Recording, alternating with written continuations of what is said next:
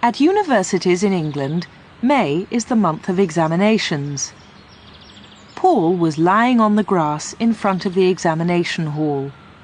His friends, Sheila and Charles, were sitting near him.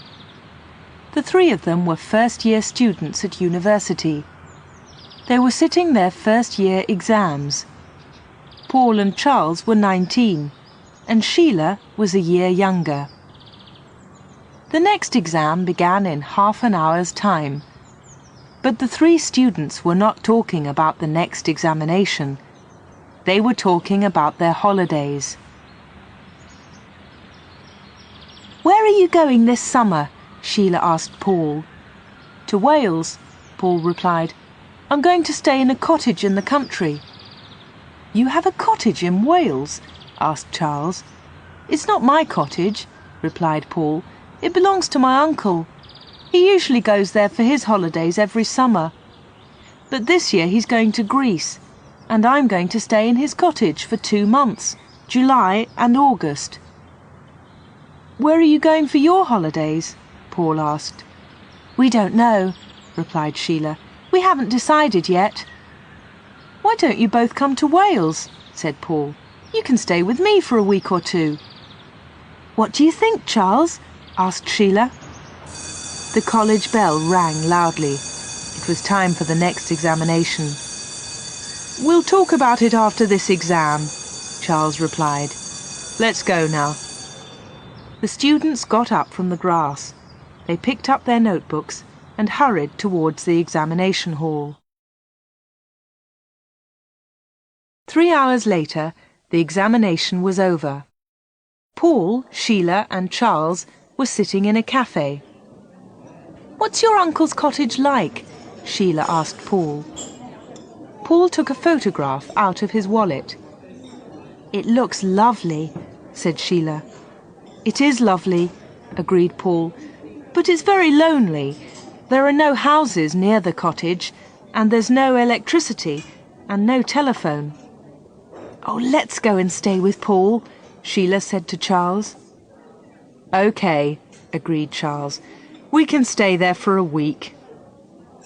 The three students made arrangements for their holiday in Wales. "Come on the 5th of August," said Paul. "That's a Monday. The train from London arrives at Llanfoy station at 1:30. "Where's Llanfoy?" asked Sheila. "It's a small railway station near the cottage," answered Paul. "Fast trains from London stop there." "How do we get from the station to the cottage?" asked Charles. "Look, I'll draw a map," said Paul. "The railway line goes through a long tunnel before Llanfoy station. The cottage is on the hill above this tunnel." Charles gave Paul his diary. Paul drew a map and wrote down the name and address of the cottage. "There you are," said Paul. "But don't worry, I'll meet you at Llanfoy station. I'll see you there on Monday the 5th of August at 1:30.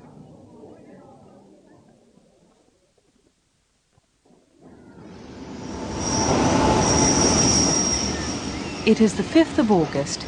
Sheila and Charles arrive at Llanfoy station in Wales.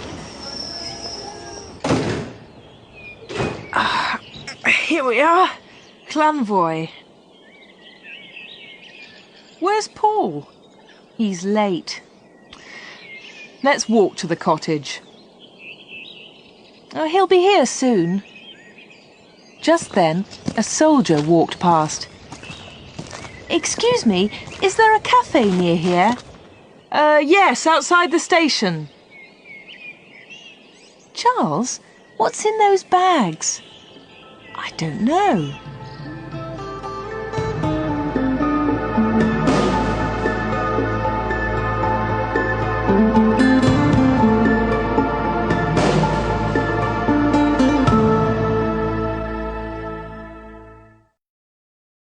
The picture sequence from the cinema has finished.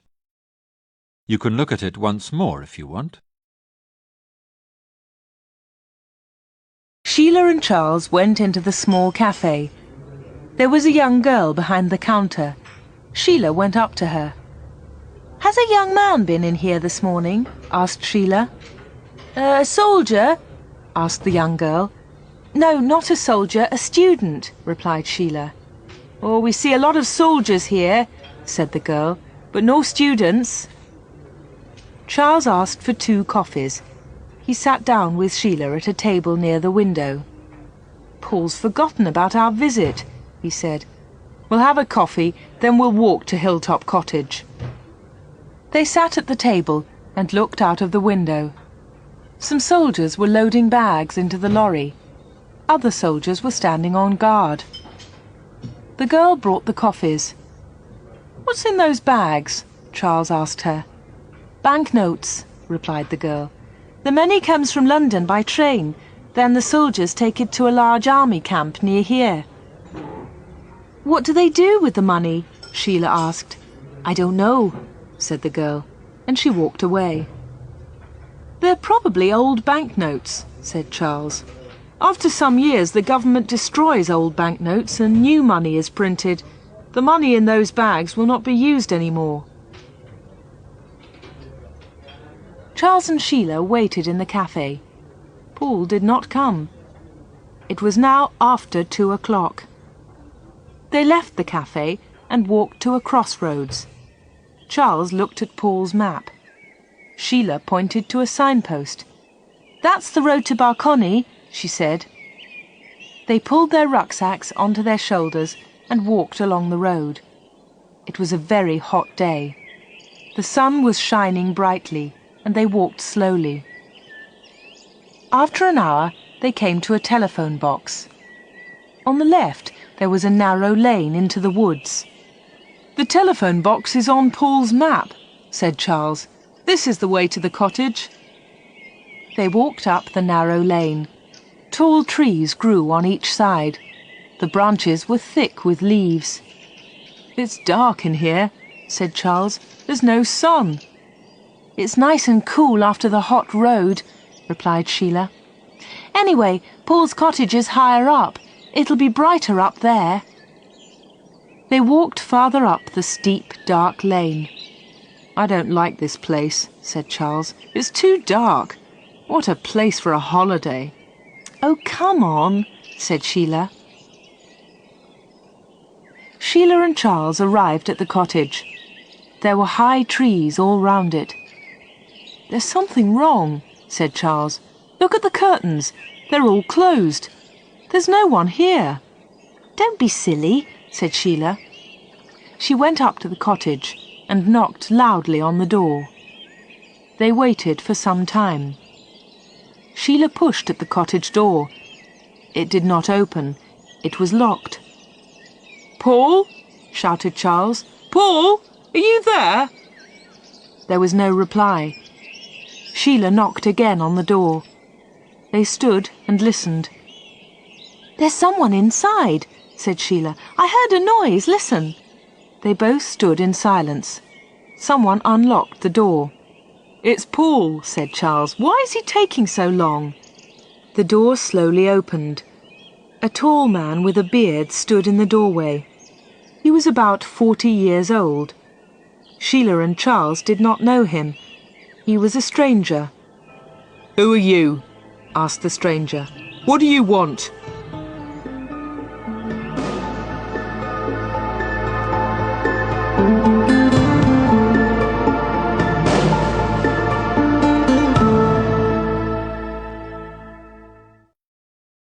The picture sequence from the cinema has finished. You can look at it once more if you want. Sheila looked up at the tall man. Is Paul in? She asked. Paul?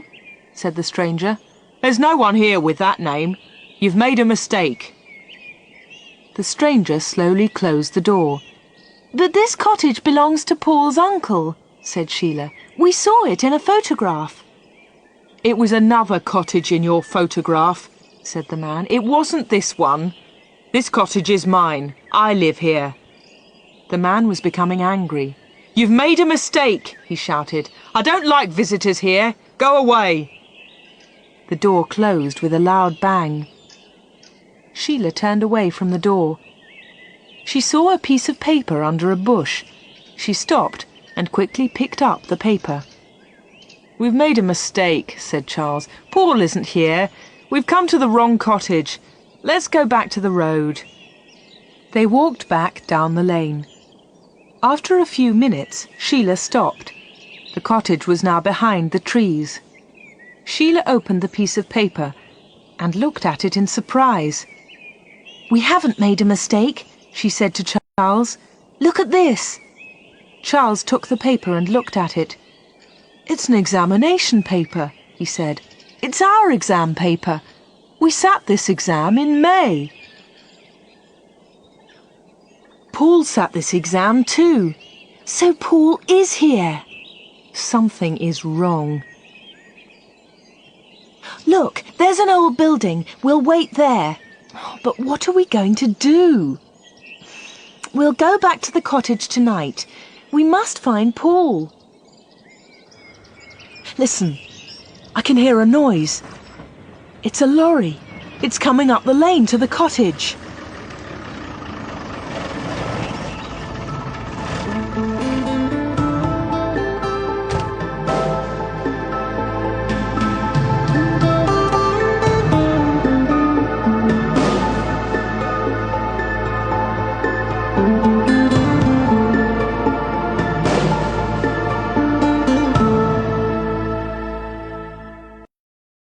The picture sequence from the cinema has finished. You can look at it once more if you want.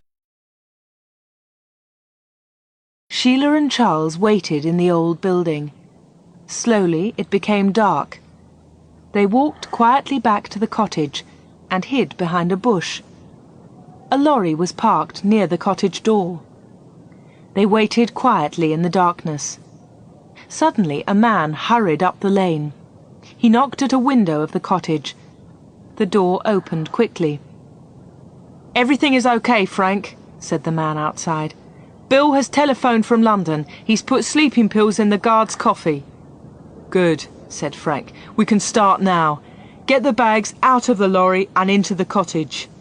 "What's happening?" Charles asked Sheila. "Bill's put sleeping pills in the guard's coffee. What does that mean? And what's in those bags?" "I don't know," said Sheila. "Listen, they're talking again." "What about that young man?" one of the men asked Frank. "We'll leave him in the upstairs bedroom," Frank replied. "He's tied up tightly. He'll be found tomorrow. By then, we'll be far from here." "Paul's in the cottage," Sheila whispered to Charles, "and he's a prisoner." 4 men carried all the bags into the cottage. They closed the door behind them and locked it.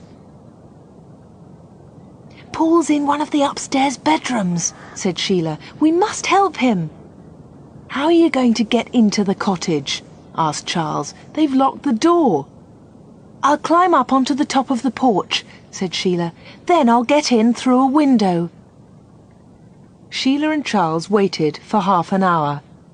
Then they walked up quietly to the front door. There were no lights in the cottage. "Help me up, Charles," said Sheila. Sheila stood on top of the porch. She reached up and pulled at the window. It opened slowly and made a loud noise. Sheila waited for a few moments. Nothing happened. She opened the window wide. The curtains inside were closed. She opened them carefully and climbed into the bedroom. In the dark room, Paul was lying on a bed. He was tied up tightly, and there was a gag over his mouth. Sheila quickly took off the gag. "Shh," she said. "Don't make a noise. There are some men downstairs." "It's all right," said Paul. "They won't hear us. They're not in the cottage. They're out at the back." Sheila slowly untied the ropes round Paul. "What's happening?" she asked him. "Who are those men? What are they doing?" "They're going to rob a train tonight." "Rob a train?" asked Sheila in surprise. "They found an old shaft behind the cottage," said Paul. "The shaft goes down into the railway tunnel. They're going to change the signal in the tunnel. The signal light will be red, and the train will stop. Now I understand, said Sheila. Someone has put sleeping pills in the guard's coffee. That's part of their plan, said Paul. The train will stop in the tunnel and the guard will be asleep. The men will steal the bags of money from the train and escape up the shaft. But these men have taken bags into the cottage, said Sheila. What are they for? The bags are full of paper, said Paul. They look like the bags of money. The soldiers won't find the paper until tomorrow morning. Then these men will be far away from here. We can run down to the telephone box, said Sheila. We can telephone the police from there. There isn't enough time, said Paul. We have to stop these men. We can put heavy stones over the shaft. Then the men can't get out. And Charles can run down and telephone the police, said Sheila. Now all the knots were untied and Paul was free. They climbed out of the window. Charles was waiting for them in the darkness.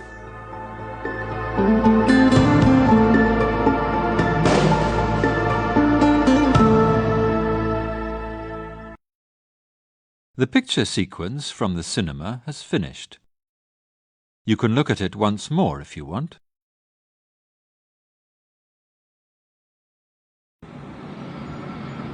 The train from London was in the long tunnel.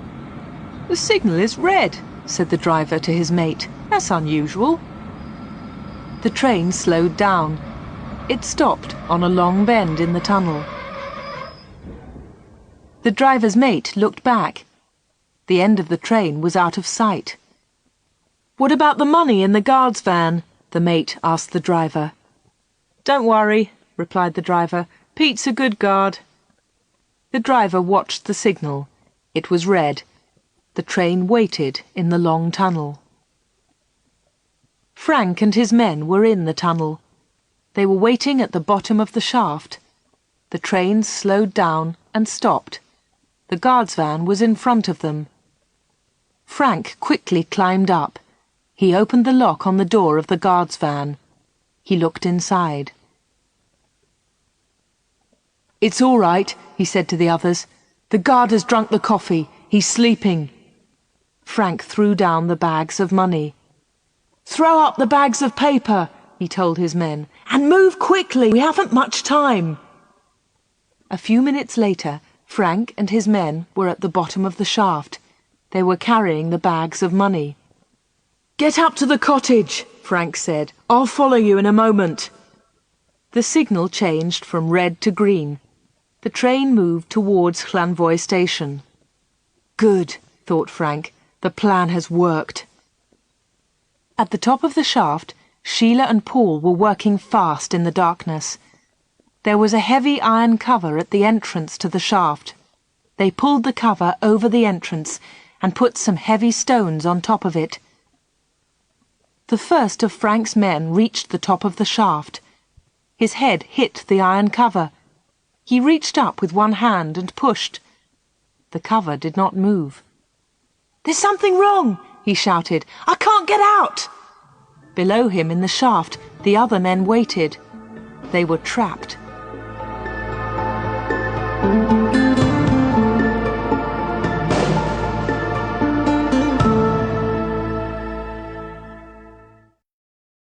The picture sequence from the cinema has finished. The police moved quickly. A police car came to the telephone box. Charles jumped in and they drove fast towards the cottage. The police arrested 2 men at the top of the shaft. An hour later, Sheila, Paul and Charles were in the police station at Barconney. Thanks to you, we've got the men and the money, said the police sergeant. We arrested the other 2 men at Llanvoy station. But there were 5 men, said Paul. Have you arrested the leader? He's called Frank. Sheila, Charles and Paul spent the night in the home of the police sergeant. The next morning, the sergeant left early. I must go to the police station, he told them. I'll phone you later in the morning. At breakfast, Sheila turned on the radio. Here is a police message. The police are looking for Frank Steele, aged 40. This man was last seen on the railway line to Llanvoy station in the early hours of this morning. He is a dangerous... Sheila turned off the radio. It's a strange beginning to a holiday, she said. Later the phone rang. Paul answered it. It was the sergeant. "Good news," said the sergeant. "A police car has picked up Frank Steele." Paul put down the phone. "The police have arrested Frank Steele," he said to the other two. "That's great," said Sheila. "Now we can go back to the cottage and begin our holiday."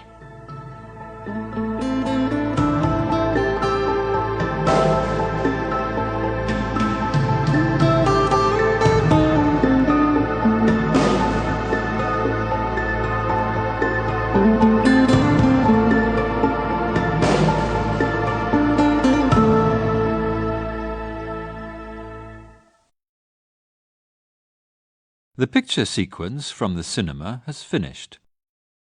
You can look at it once more if you want.